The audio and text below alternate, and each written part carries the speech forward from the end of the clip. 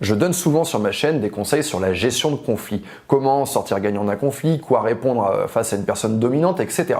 Et vous avez été nombreux à me reprocher, entre guillemets, que ces conseils, qui sont des conseils verbaux, s'appliquent assez mal dans le cadre des altercations ou des conflits un peu musclés. Et c'est vrai, effectivement, dès qu'on monte dans les tours, dès qu'il y a de la nervosité, dès qu'il y a des gens qui ont envie de se mettre sur la gueule, ça marche pas bien, on est carrément dans un autre cadre d'interaction. Et si vous vivez comme moi dans une grande ville, vous savez que les possibilités d'altercation sont hyper nombreuses. Il suffit de se déplacer un petit peu, on va avoir des gens qui vont se bousculer, des gens qui vont pas respecter la circulation entre les vélos, les piétons, etc. Et donc ça peut partir très très vite. Monsieur, arrête. Dans cette vidéo, on va analyser ensemble une technique redoutable pour sortir de n'importe quelle altercation sans verser une goutte de sang. On regarde ensemble tout de suite.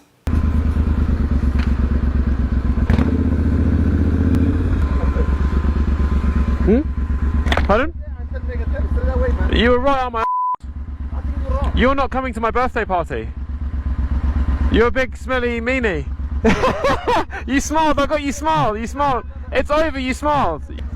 Let's be friends, man, let's be friends. Bye, love you. Come on, man, let's be friends. Let's be friends. Love you, man. Love you, love you. Come on, love you. Have a good day, yeah? I'm sorry, I'm sorry.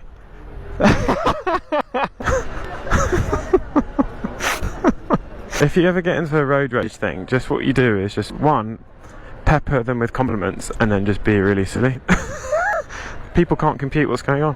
Donc là, on a une situation hyper classique du quotidien, une altercation entre un motard et une voiture, mais bon, ça pourrait être un vélo, une voiture, une trottinette, une voiture, enfin bref, ça peut arriver partout, même entre yachts comme ça, si vous êtes très riche, c'est des choses qui peuvent arriver. Qu'est-ce qui se passe ici? Tout de suite, on est dans une espèce de physicalité, le mec il baisse sa fenêtre, il sort et tout, et donc là on a quelque chose qui peut très rapidement démarrer.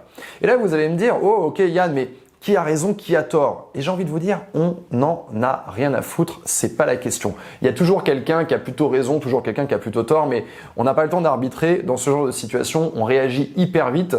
C'est votre système nerveux, instinctif qui prend la relève et on peut très vite, tout de suite, même si on est en tort ou même si on a raison, avoir la moutarde qui nous monte au nez. Je lui dis expliquer un truc, moi je suis un nerveux. Donc là, à tout moment, ça part en fait. Donc là, en général, quand on cherche à savoir qui a raison ou qui a tort, c'est pour se donner raison à soi-même. J'ai raison, c'est l'autre qui est en tort, donc je suis tout à fait légitime pour m'embrouiller. Mais je vous conseille directement de sortir de ce mode de fonctionnement. En fait, ici, il faut aller beaucoup plus vite parce que dans votre cerveau, ça va aussi beaucoup plus vite. En réalité, cette rationalisation, on la fait souvent après, une fois qu'on a commencé à s'embrouiller. Mais il faut très vite choisir la voie que vous allez prendre. Et là, il y a deux voies. Soit vous montez dans un roller coaster émotionnel et vous vous laissez embarquer, d'accord, et vous commencez à vous énerver avec le mec, et donc là, ça peut escalader très vite, surtout avec un mec comme ça qui sort déjà sa tête par la fenêtre de la voiture, ou alors vous allez adopter une toute autre approche, et c'est ce qu'il fait ici. Il y a une façon de regarder ces altercations, c'est comme un tableau à deux colonnes. D'un côté, le positif, d'un côté, le négatif. Qu'est-ce qui peut se passer dans ce genre d'altercation? Alors regardez, quand vous voyez deux personnes commencer à se friter, vous savez très bien que dans la colonne positive, il y aura rien, zilch, nada. En fait, c'est comme si quelqu'un vous disait écoute, tout ce que tu as économisé pendant toute ta vie, est-ce que tu es prêt à le miser sur une action, sur une devise, une crypto-monnaie dont on est sûr que ça va produire absolument 0%, ça va prendre zéro valeur? Non, bien sûr, tu ne le feras pas. Eh bien là, c'est la même chose. Dans la colonne positive, il n'y a absolument rien. Maintenant, si on regarde dans la colonne négative, on voit que ça peut aller très très loin. Déjà, toi, tu vas être agacé, irrité, tu vas repartir dans ta journée avec un mauvais état d'esprit, mais ça encore, à la limite, c'est rien, c'est la moins pire des pertes. En fait, tu peux carrément te faire casser la gueule, le mec peut sortir un couteau, tu peux finir à l'hôpital, il peut y avoir un flic qui vous chope la main dans le sac, il va pas savoir à chercher qui a raison, qui a tort, il va vous attraper tous les deux, vous tirer par l'oreille et vous emmener au poste. Bref, dans la colonne des négatifs, on peut vraiment trouver beaucoup de choses. Dites-moi d'ailleurs en commentaire si ce genre d'altercation vous est déjà arrivé, qu'est-ce que vous avez gagné et qu'est-ce que vous avez perdu. Et je suis sûr qu'il y aura beaucoup plus de pertes que de gains. La technique qu'il utilise, elle est vraiment redoutable. Au lieu de monter dans l'embrouille avec lui, il va chercher à obtenir une réaction émotionnelle complètement différente. Là, il va chercher à le déstabiliser en le faisant rigoler. Donc, il va lui dire des choses qui sont incohérentes, qui sont complètement en décalage. On veut vraiment hacker le cerveau du mec. Donc, il y a un espèce de programme sans brouiller. Vous voulez trouver une porte de sortie pour l'envoyer dans quelque chose auquel il ne s'attendait pas et le faire rire. Donc là, il faut trouver des expressions qui sont décalées, qui sont drôles, qui sont un petit peu farfelues et généralement, ça marche parce que les gens ne s'y attendent pas. Et là où c'est génial, et c'est ce qui se passe ici, il suffit d'une fraction de seconde. À partir du moment où vous voyez une expression faciale, vous attrapez le mec, c'est bon, je t'ai vu, t'as rigolé, allez, t'es mon pote, et on bascule dans quelque chose d'hyper positif. Il faut comprendre une chose, c'est que il faut être deux personnes pour s'embrouiller. J'ai ce besoin d'en découdre avec le monde. Une rage de vivre et une rage contre la société, depuis toujours. Mais parfois, même en sachant ça, il y a des gens qui se disent « Ok, je réagis pas, je veux pas m'embrouiller », mais même en cherchant à ne rien faire, ils arrivent par des micro-expressions faciales à créer un soupçon de réaction qui permet une embrouille. Le fait d'aller dans une extrême positivité, comme il le fait ici, avec des compliments, en essayant de faire sourire la personne, on s'assure de ne pas provoquer ces micro-réactions qui peuvent permettre l'embrouille. On va carrément de l'autre côté et on y va très fort. Et là, il y a un truc qui est cool. Regardez ce qu'il cherche à faire. Il cherche à l'engager physiquement. C'est un truc que vous pouvez voir d'ailleurs dans d'autres types d'interactions. Quand quelqu'un veut vous arnaquer, il essaye également de vous engager physiquement. On va essayer de vous serrer la main, on va essayer de vous faire un check, de vous faire un high five. Mais en réalité, ça participe de toute cette mécanique de déstabilisation parce qu'une fois que tu as serré la main de quelqu'un, c'est très compliqué d'aller dans l'autre sens et de continuer à s'énerver. Donc à la fois il y a du verbal ici, mais il y a aussi du physique et il va donner beaucoup de positif avec son langage non verbal. Il y a un truc que cette vidéo montre, c'est l'effet de levier que ça peut avoir le fait d'être très positif. Le mec ici, il est complètement retourné. On part de quelqu'un de négatif et un peu comme une espèce de prise de judo où vous appliquez assez peu de force, mais le mec, il va faire carrément un salto et là, il passe de l'énervement à quasiment, bon, on n'est pas là bien sûr ici, mais à une situation où les mecs se serrent dans leurs bras et éventuellement ils peuvent hyper bien s'entendre.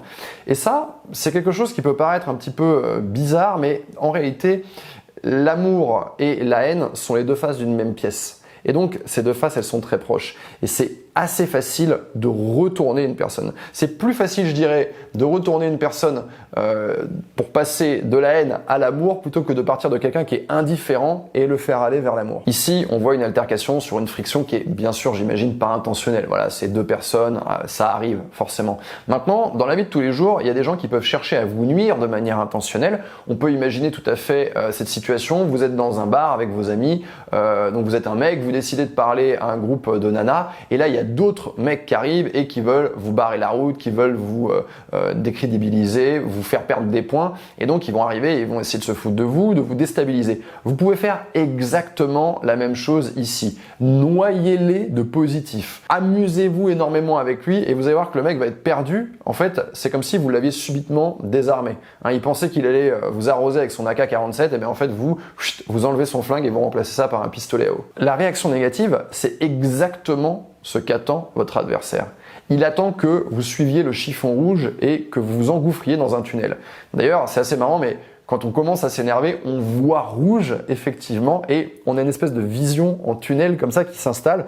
On n'est plus vraiment clair en fait, on est focalisé sur le chiffon rouge et sur la chose ou la personne qui nous a énervé et on est incapable de penser à autre chose. Donc, vous êtes concentré sur le mec, vous êtes plus concentré sur ces femmes avec qui vous vouliez parler. Et de toute façon, quand bien même vous voudriez leur parler, le fait d'avoir montré que vous avez réagi émotionnellement, que vous avez perdu vos nerfs, finalement, vous avez perdu vos points. Pour conclure sur cette vidéo, je dirais que les occasions de vous irriter, de vous embrouiller, de vous agacer, elles sont hyper nombreuses au cours d'une même journée. Et le problème, c'est que, de manière générale, si vous vous laissez céder à ces opportunités d'embrouille, votre vie va rapidement devenir impraticable.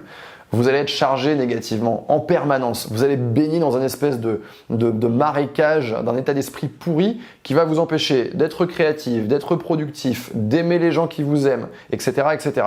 Donc ici, quelque part, l'attitude à adopter, c'est une forme de stoïcisme, de discipline intérieure en vous disant « je ne vais pas m'autoriser à réagir aux choses sur lesquelles je n'ai pas le contrôle ». Et vous pouvez commencer à le faire avec des choses toutes bêtes. Par exemple, vous êtes en train de marcher, vous n'avez pas de parapluie, et là il se met à pleuvoir à bloc. Eh bien, choisissez la voie de la discipline et choisissez de ne pas vous embarquer, de ne pas commencer à vous irriter, à vous agacer. Ça m'arrive, c'est en dehors de mon contrôle, j'ai pas de parapluie, c'est pas grave, la prochaine fois j'aurai un parapluie, parfait. Mais je veux être capable de dominer mes émotions. Si cette vidéo vous intéresse, si vous avez appris quelque chose, mettez un pouce vers le haut. Si vous n'êtes pas encore abonné à ma chaîne, c'est le moment de corriger ça immédiatement en appuyant sur le gros bouton rouge ici. Et moi, je vous retrouve très bientôt pour une nouvelle vidéo.